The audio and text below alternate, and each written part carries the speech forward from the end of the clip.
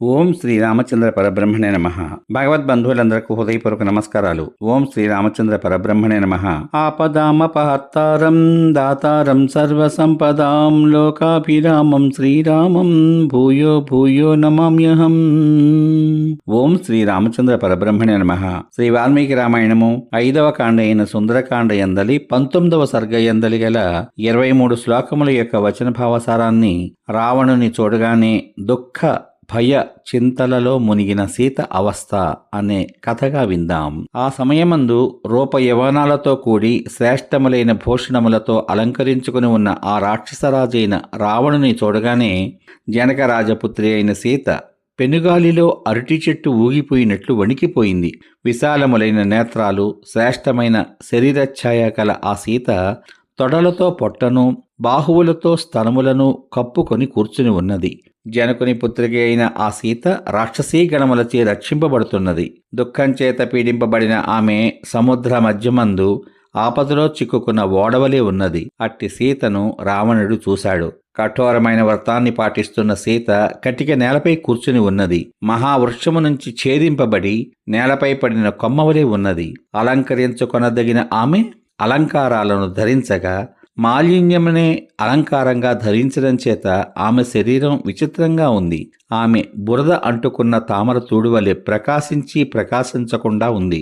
ఆ సీత ఊహలనే గుర్రాలు కట్టిన, కోరికలనే రథమునెక్కి రాజులలో శ్రేష్ఠుడు, ప్రసిద్ధమైన బుద్ధి గలవాడు అయిన రాముని దగ్గరకు వెళుతోందా అన్నట్లున్నది. ఉత్తమ సౌందర్యంతో మనోహరురాలైన ఆమె రాముని యందే చిత్తాన్ని నిలిపి ఉంచింది. ఈ దుఃఖానికి అంతం కనబడకపోవడం చేత నిరంతరము ఆలోచనలతో శోకంతో ఏడుస్తూ సహాయం ఎవరూ లేక శుష్కించిపోయింది. ఆ సీత మణిమంత్రాదుల చేత కట్టబడి కొట్టుకొనుచున్న మహాసర్పం వలె ధూమకేతువు అనే గ్రహం చేత, అంటే ధూమంతో ఉక్కిరి బిక్కిరి చేయబడుతున్న రోహిణి వలె ఉన్నది. సదాచార సంపన్నము, ధర్మ తత్పరము, మంచి వృత్తశీలములు కలది అయిన కులములో పుట్టి వివాహ సంస్కారం ద్వారా మరల దుష్కులములో పునర్జన్మ పొందిన కన్యవలే ఉంది.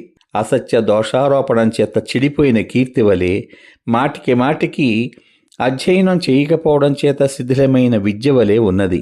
క్షీణించిన గొప్ప కీర్తి వలె, అవమానించబడిన శ్రద్ధ వలె, కీర్తించిపోయిన పూజ వలె, దెబ్బతిన్న ఆశ వలె ఉన్నది. లభించునని ఎదురు చూస్తూ ఉండగా రాకుండా పోయిన లాభము వలె, నెరవేర్చబడని ఆజ్ఞ వలె, ఉత్పాత సమయములందు మండుతున్న దిక్కువలే, ఒకరి కొరకై ఉద్దేశింపగా మరొకరు అపహరించుకుపోయిన పూజ వలె ఉన్నది. త్రొక్కివేయబడిన పద్మలత వలె, సూర్యులందరూ మరణించిన సేన వలె, చీకటి కప్పిన కాంతి వలె, ఎండిపోయిన నది వలె ఉన్నది. అపవిత్ర వస్తువుల స్పర్శచేత అపవిత్రమైపోయిన అగ్నివేదిక వలె, శాంతించిన అగ్నిజ్వాల వలె, చంద్రమండలాన్ని రాహువు మృంగివేయగా కాంతి విహీనంగా ఉన్న పూర్ణమా రాత్రి వలె ఉన్నది. ఏనుగు తొండంతో కొడుతూ ఆకులను పద్మములను లాగివేయగా పక్షులన్నీ భయపడి పారిపోగా వ్యాకులంగా ఉన్న పద్మ సరస్సు వలె ఆ సీత మనస్సు కలిగిపోయి ఉన్నది. భర్తృ శోకంచే పీడితురాలై ఉత్తమ శరీర సంస్కారమేమీ లేని ఆ సీత ఉన్న నీరంతా క్రిందికి ప్రవహించిపోవునట్లు చేయడం చేత ఎండిపోయిన నది వలె కృషించి కృష్ణపక్ష రాత్రి వలె శోభావిహీనురాలై ఉన్నది. సుకుమారురాలు, చక్కని అవయవ నిర్మాణంతో సుందరంగా ఉన్నది.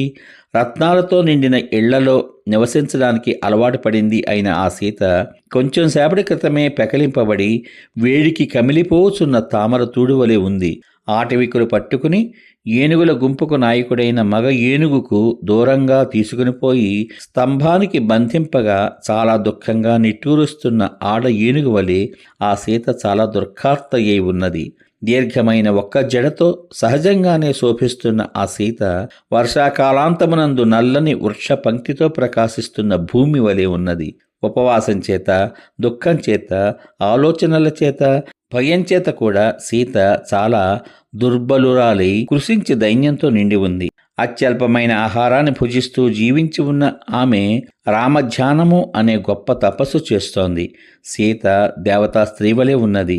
దుర్గాతురాలై అంజలి ఘటించి రావణునికి రాముని చేతిలో పరాభవం కలగాలి అని మనస్సులో కోరుకుంటోంది. అందమైన రెప్పలతో చివర ఎర్రగాను మధ్యలో తెల్లగాను ఉన్న విశాలములైన నేత్రములు గల దోషలేశము లేని ఆ సీత నలువైపులా చూస్తూ ఏడుస్తోంది.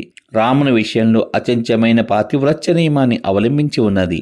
అట్టి సీతను రావణుడు నేను చెప్పినట్లు విననిచో చంపేస్తాను అని భయపడుతూ మంచి మాటలతో కూడా ఆమెకు ఆశ చూపాడు. లేదా తనకు చావు వచ్చుటకే ఆమెను ఆ విధంగా లోపపెట్టాడు. సమాప్తం.